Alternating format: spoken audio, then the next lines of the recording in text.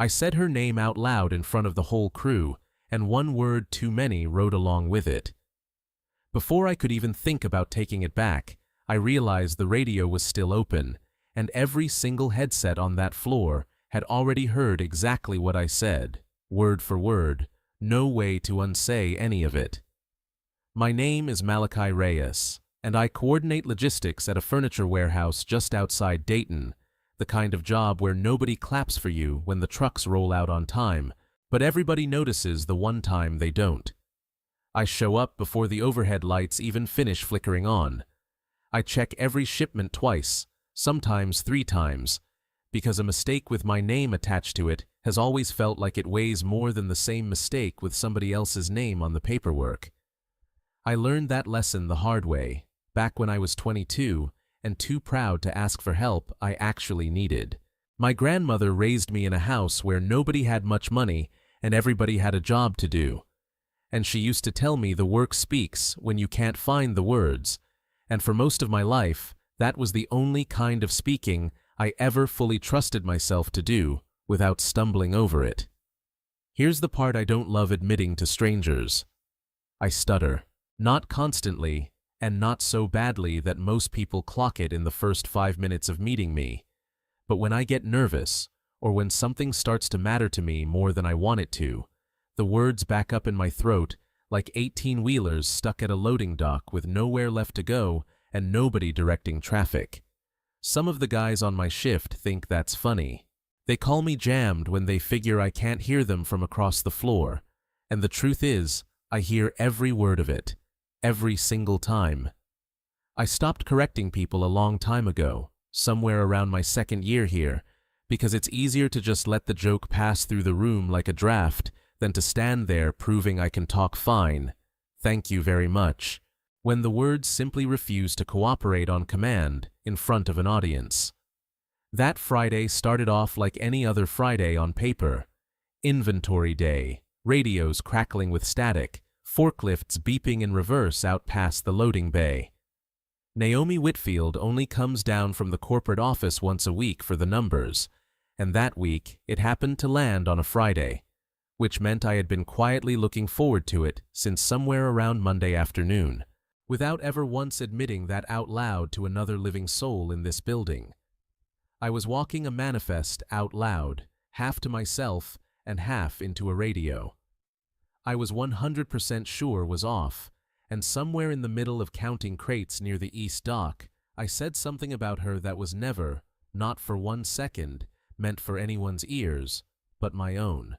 I did not know yet that one loose sentence, 6 words strung together without permission, was about to decide more in that warehouse than any report I had ever written in my entire working life.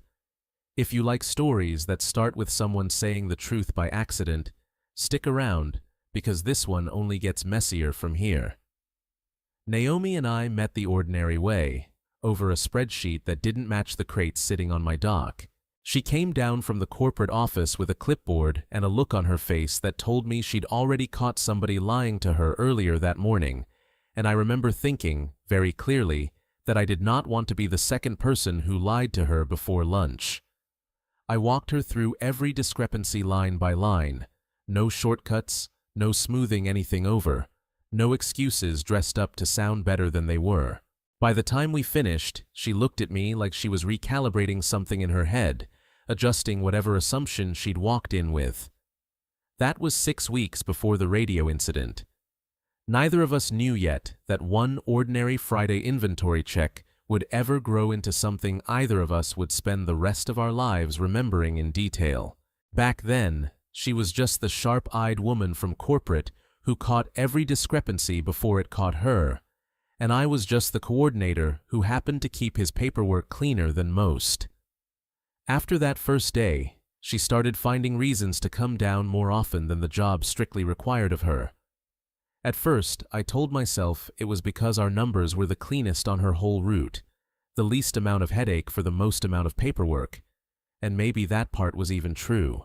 But then the reasons got thinner over time, and the conversations got longer, and somewhere around week 3 we started eating lunch together out on the loading dock instead of the break room where everybody else sat under buzzing fluorescent light, arguing about football scores nobody actually remembered by Monday. She'd bring coffee down from the corporate kitchen, always 2 cups, always splitting the same thermos, because the vending machine coffee on my floor tastes like it's been quietly reheating itself since sometime around the Clinton administration. Those 30 minutes on the dock became the part of the week I looked forward to without ever saying so out loud, not even to myself in the privacy of my own head. I kept a notebook in my back pocket long before Naomi ever noticed it was there. I used it for load counts, driver names, reminders about which trailers needed servicing before the weekend runs. But somewhere in those 6 weeks, the notebook started collecting other things too. Things that had nothing to do with freight. A line about the way she laughs at her own jokes half a second before anybody else in the room catches up to them. A note about how she double-checks numbers even when she already trusts the person who handed them to her. Because to Naomi, trust and verification were never opposites, just 2 forms of the same good manners. I never showed her a single page of that notebook. I told myself that was because it would look unprofessional. The honest truth was that I was scared of what would happen once those words left the notebook and turned into something real that could actually be rejected. A page can't say no to you. A person can, and that difference kept my pen moving and my mouth shut for 6 straight weeks. She told me about her mother on a Tuesday, out of nowhere, sitting on an overturned pallet with her knees pulled up against her chest like she was trying to take up less space than usual. She said she'd been the one managing her mother's medication schedule since she was 17 years old, the one who learned to read insurance paperwork before she ever learned to parallel park a car, the one who never got the chance to fall apart because somebody in that house always had to be the one holding the clipboard steady. I didn't say much back. I just listened, and when I finally did talk, the stutter came and went the way it always does under pressure, but she never once looked at me like it mattered to her at all. That was the first time I understood she wasn't just being friendly toward a coworker. She was choosing, every single week, on purpose, to come find me specifically out of everyone else on that floor. I didn't say that out loud either, but I filed it away someplace I wouldn't forget it. We texted late some nights, nothing that would look like much if anybody read it over our shoulders. A photo of a sunset stretched out over the parking lot after a double shift. A complaint about a supervisor who couldn't read a schedule to save his life. A ridiculous question about whether pineapple actually belongs on pizza, which somehow spiraled into a 40-minute argument neither one of us actually wanted to end, both of us typing faster than either of us needed to. I noticed I was checking my phone quicker when her name showed up on the screen than when anybody else's did, and I noticed I was choosing my words more carefully too. Typing and deleting and retyping sentences I would have just blurted out loud to anyone else without a second thought crossing my mind. On paper, at least, I never stuttered once. The keyboard never made me wait for a word the way my own mouth sometimes did, and for 6 weeks, that felt like the safest way to know her. Other people on the floor started noticing before either of us said a single word about it out loud. Ruthie, from receiving, mentioned once, casually, that Naomi always asked for me by name whenever something needed clarifying, even when 2 or 3 other coordinators were standing right there and just as available to help her. Tomas joked that I'd started ironing my work shirts specifically on Thursdays, which happened to be true, and which I denied with a completely straight face that fooled absolutely nobody on that dock, myself included, no matter how convincing I thought I sounded in the moment. Word travels fast on a warehouse floor, faster than any forklift, and I should have remembered that before that Friday ever rolled around. Nobody on that shift ever missed anything worth gossiping about, and I had somehow convinced myself I was the exception. I wasn't. I never had been, not really, and part of me already knew it, even as I kept telling myself otherwise every single week. Nobody made it a big thing yet, not really. It was mostly background noise, the kind of thing coworkers clock and quietly file away without commenting on directly. The kind of thing that gets a raised eyebrow and nothing more. Everyone waiting patiently to see whether it eventually turns into something worth actually talking about at lunch. What we had was real. I knew that much for certain. But it was also careful. The particular kind of careful that happens between two people when neither one wants to be the person who reaches first and comes back with an empty hand. We called it a work partnership whenever anyone asked us directly. And technically that was even true, since half our conversations really were still about pallet counts and delivery windows, and nothing more romantic than that. But anyone standing close enough could hear the other half, the half that had nothing to do with freight schedules at all, the half that gave the whole thing away if you were paying attention. I keep thinking back to a moment near the end of that 6th week, right before everything cracked wide open. We were closing up the dock together, the sun dropping low enough to turn the whole parking lot the color of a struck match, and she asked me, half joking, whether I planned on staying at this warehouse forever, or whether I had somewhere else in mind eventually. I said something vague about seeing where things went, the kind of answer that commits to nothing. She looked at me a second too long before she said, "Me too," quietly, and neither of us clarified out loud whether she meant the job itself or something considerably bigger than the job.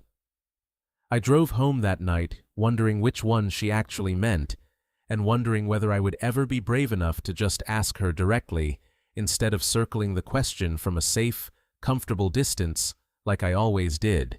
4 days later, I found out the universe had a different plan for how that question would finally get answered.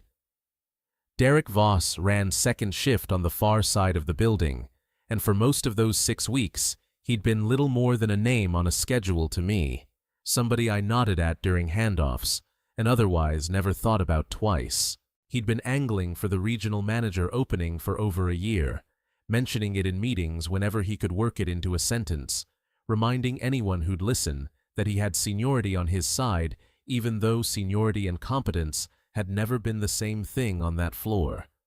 I didn't know yet that he'd already started watching me the way a man watches a rival he hasn't decided how to handle.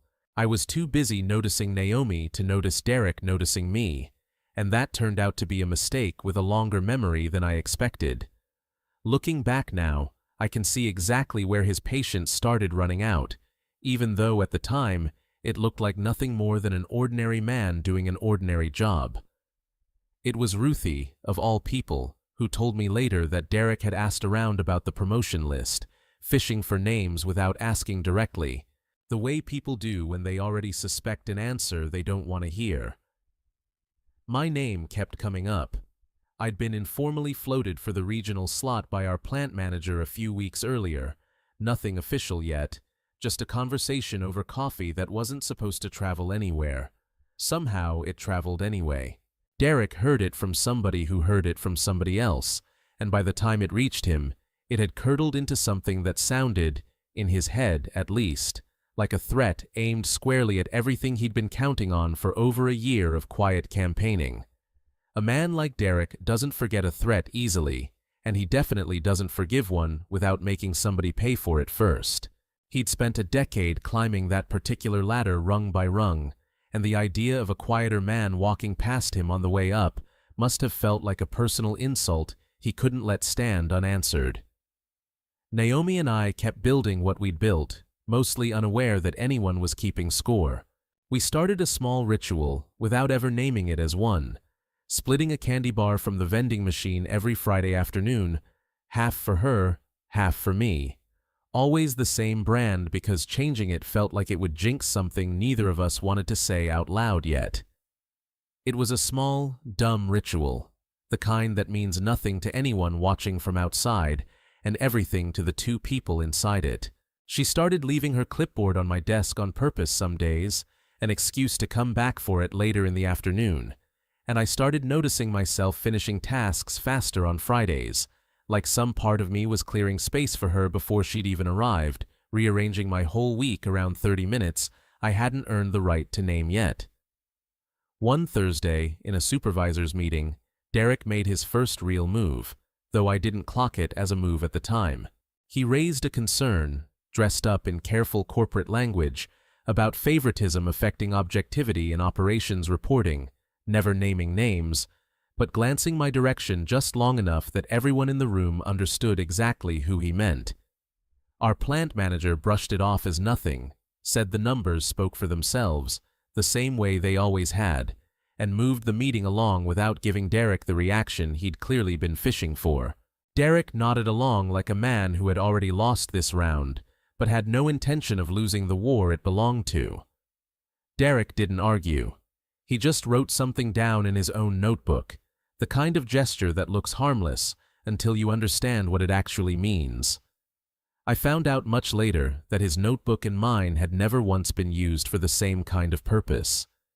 Mine held things I was afraid to say. His held things he planned to use. I almost told her that week. We were out on the dock a little later than usual, the sky doing that long orange fade it does in early autumn, and I had the sentence half formed in my chest, something about how I didn't want this to stay a work partnership forever, something honest for once instead of careful. The words backed up exactly the way they always do when it matters most, and by the time I got even a few syllables out, she'd already started talking about something else, a shipment delay, and the moment closed itself before I could pry it back open. I told myself there would be another Friday. I was wrong about how many I actually had left before everything changed, and I wish somebody had warned me to say it right then, on that dock, while the sky was still that impossible shade of orange, before a radio and a rival ever got the chance to say it for me in front of an audience I never chose. Derek started collecting things after that meeting, quietly, the way a man builds a case instead of building an argument. He asked around about which radio channel I usually worked inventory on. He asked a temp named Cole, who owed him a favor from months back, to flag anything unusual he happened to overhear on shift. I didn't know any of this was happening.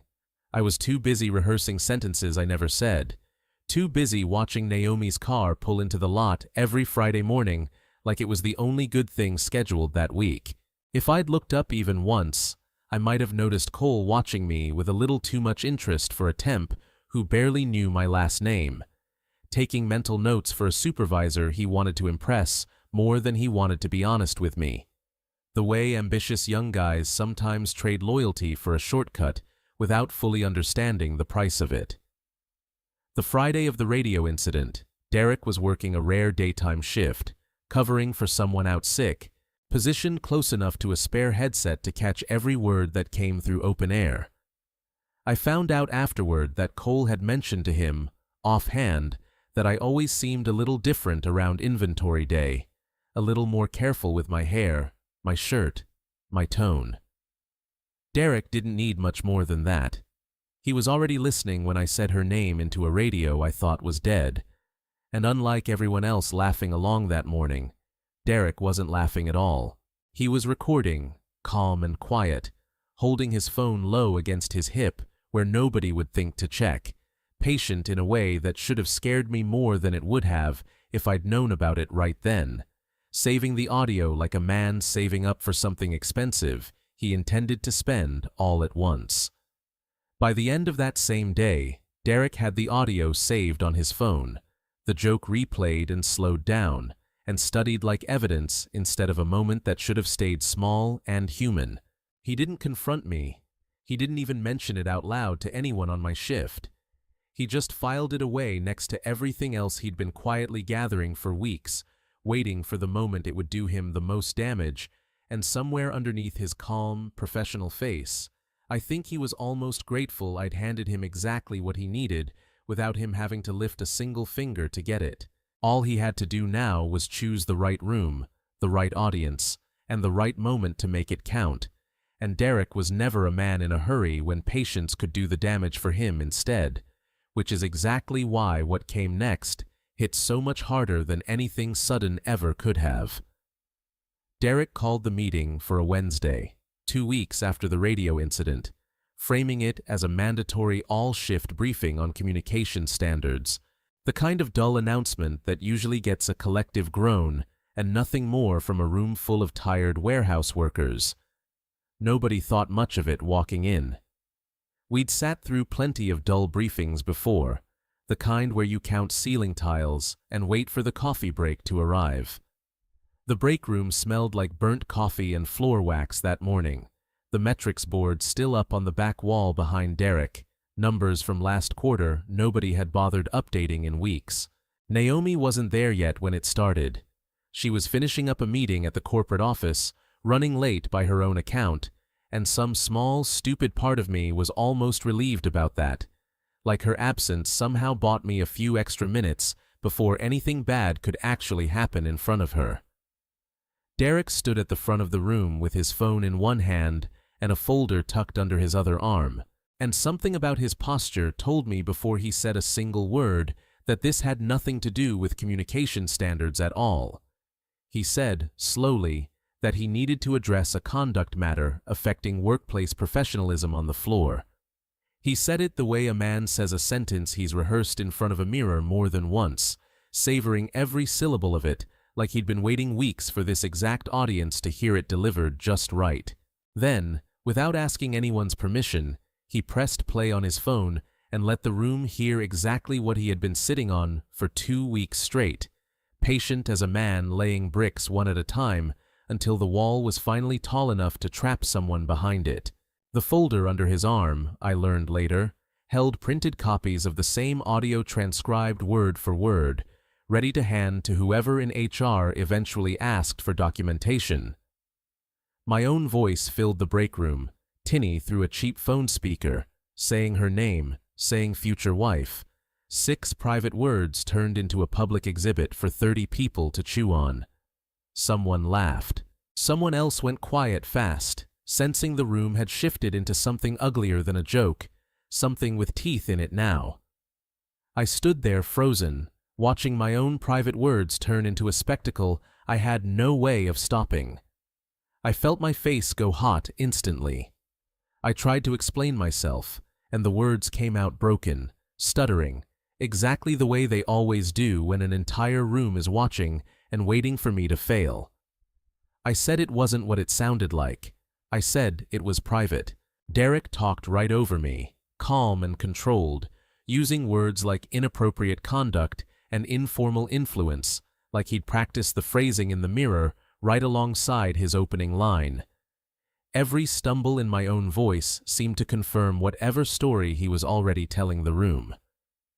Tomas started to say something in my defense from the back of the room, some half-formed objection about context and decency, but Derek cut him off with one raised hand before he got past 3 words. Ruthie's face had gone pale near the wall by the vending machines, her arms crossed tight against her chest like she was holding herself together. A few people I barely knew were suddenly very interested in their shoes, the way people get when they don't want to be remembered as having watched. Nobody moved to leave. Nobody moved to help either. The room just sat there, 30 witnesses to something none of us had agreed to watch, waiting to see how far Derek intended to take it before somebody with actual authority stepped in and stopped him.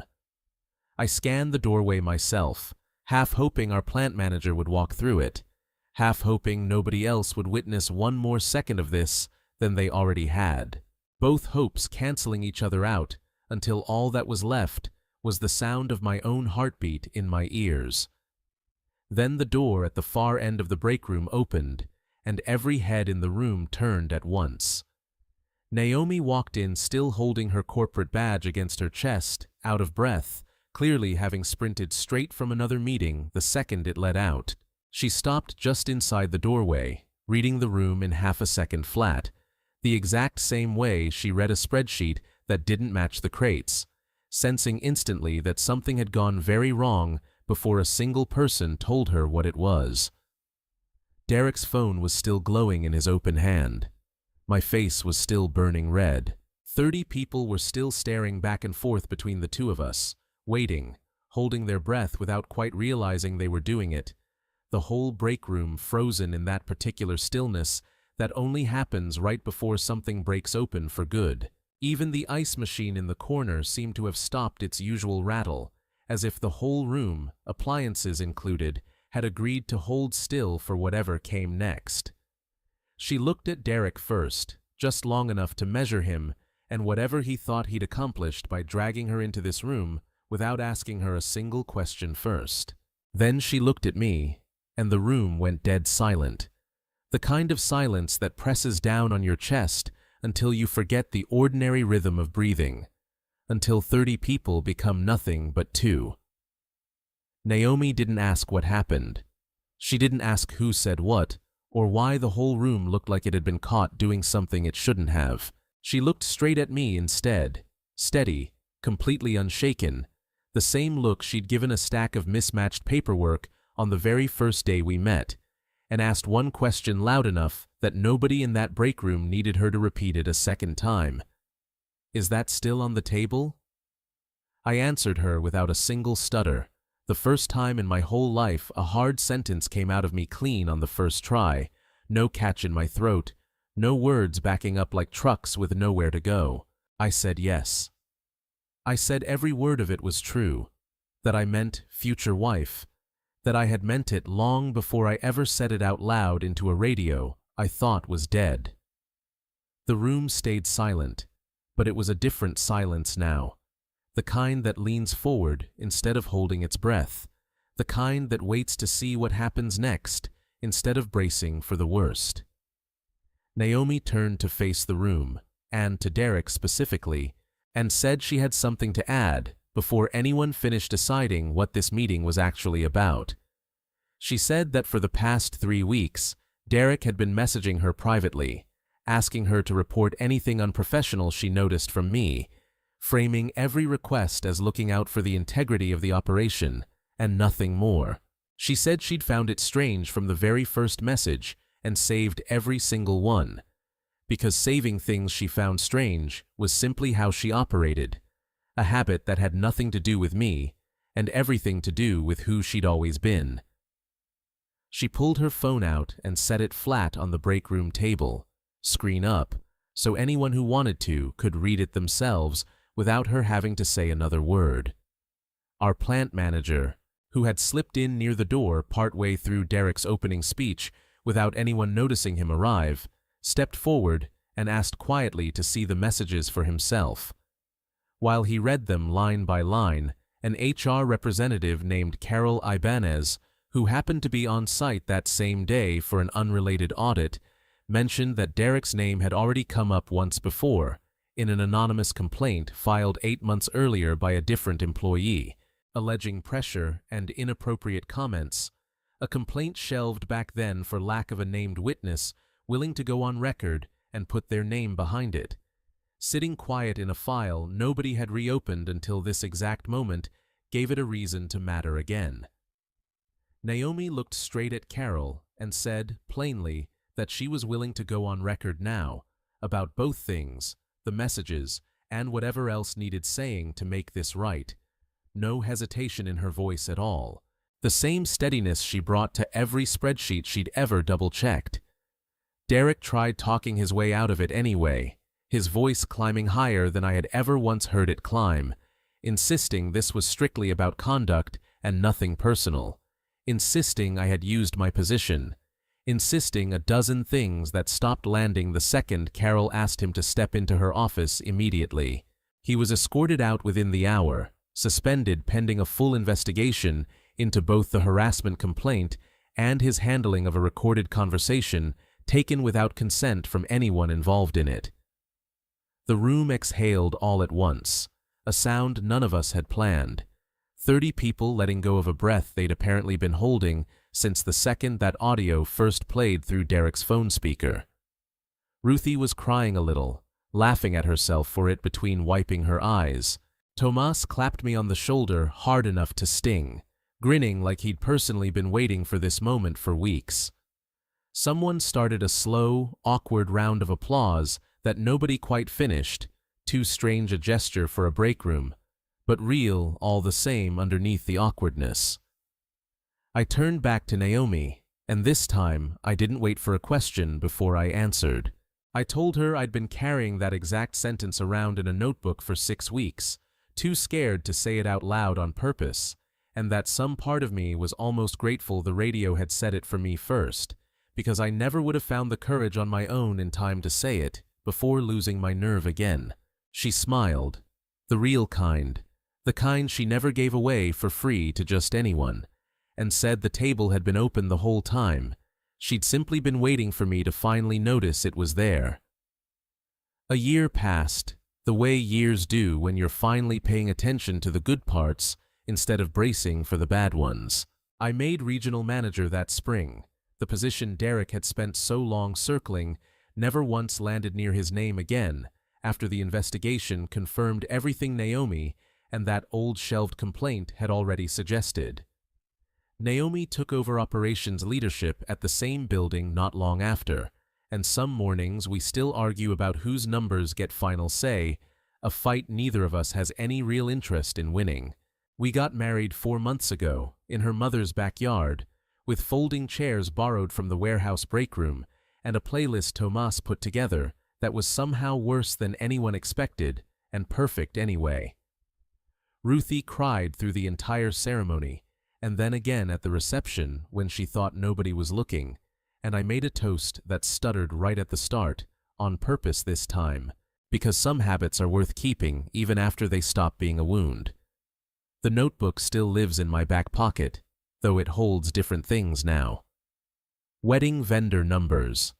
A grocery list in her handwriting mixed in with mine. A half-finished sentence about paint colors for a nursery we haven't told anyone about yet, except apparently you, since I just told you.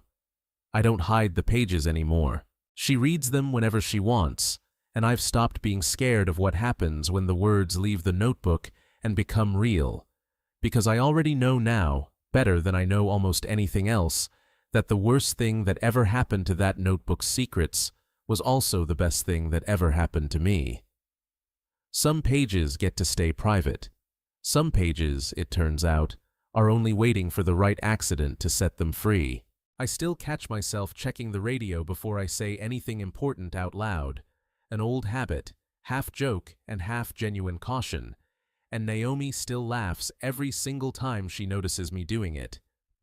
The warehouse put up a wall last spring, right by the break room, recognizing everyone who's hit 10 years on the floor, a small thing, a photo and a name on a plaque. Nobody outside these walls will ever see. My name is on it now, right next to Naomi's, close enough that our 2 little photos are practically touching. Ruthie says it's the most romantic thing that's ever happened in that building, and given everything that also happened in that building, I think she might actually be right about that. Derek's old office belongs to someone else now, someone who has never once needed to record another person to feel important in that chair, and honestly, none of us think about him much anymore, which feels like its own kind of quiet justice, the kind that doesn't need to announce itself to be real, the kind that just settles in and stays. So here's what I keep coming back to. The thing I'd ask you if we were sitting across from each other, instead of me just talking into whatever you're listening on. Have you ever said something true by accident? Something you'd been too scared to say on purpose, and had it turn out to be the best mistake you ever made? Tell me about it in the comments. I mean that. Because if there's one thing that Friday taught me, it's this. Love doesn't wait for perfect words dressed up and ready for the occasion. It just waits for you to stop taking back what your heart already said first, even if a radio has to say it louder than you ever meant it to, even if the whole room has to hear it before you finally do, even if it takes every single one of them standing there watching for you to finally believe it was true all along.